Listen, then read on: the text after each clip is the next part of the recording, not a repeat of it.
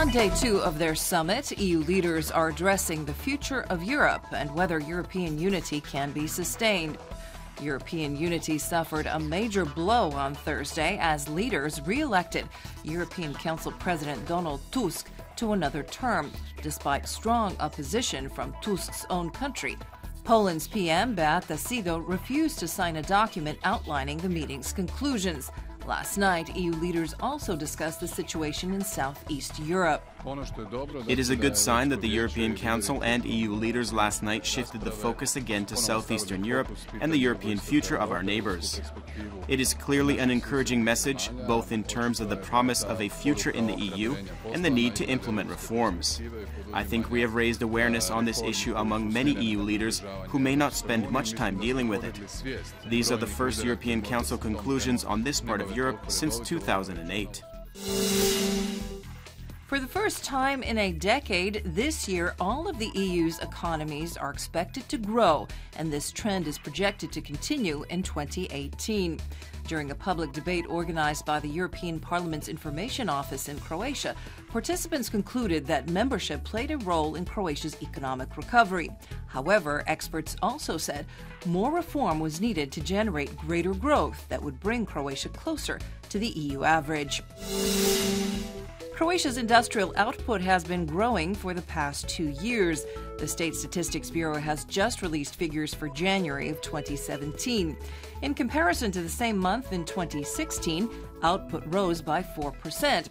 From month to month, however, January saw a decline of 6.9% from the robust growth registered in December of last year. Croatian lawmakers are debating changes to legislation that would make it simpler for the state to expropriate private land for public use with appropriate compensation for its owners.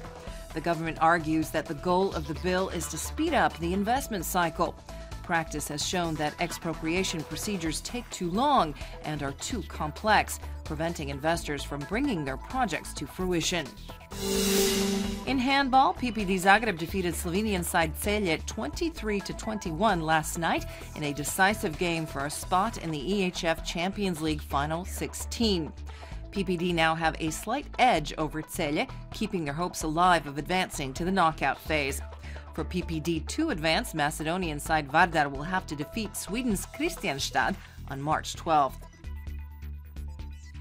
In NBA basketball, Croatia's Dario Saric had yet another great performance last night for the Philadelphia 76ers, leading his team with 28 points but losing to the Portland Trail Blazers.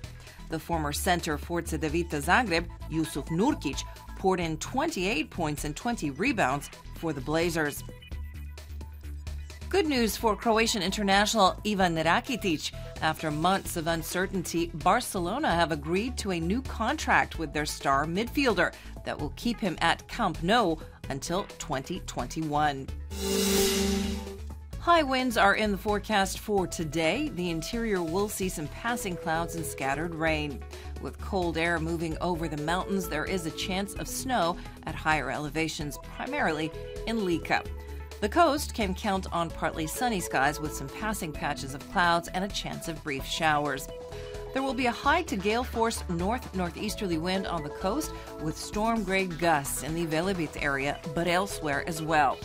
Afternoon highs will range from 9 to 14 degrees in the interior and from 13 to 17 degrees on the coast. High winds are still expected on Saturday, especially in the first half of the day. Winds will fall overnight, as will temperatures, which means there could be some frost in the interior on Sunday and Monday morning. Clouds will linger in the east on Saturday, but the rest of continental Croatia can expect a partly sunny afternoon. Sunday and Monday will also bring plenty of sunny spells.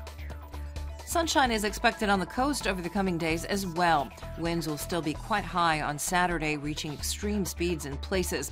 Wind conditions will improve during the day starting in the north, but there could still be some high gusts in places on Sunday morning. Morning temperatures on Sunday and Monday along the shore will also be quite brisk.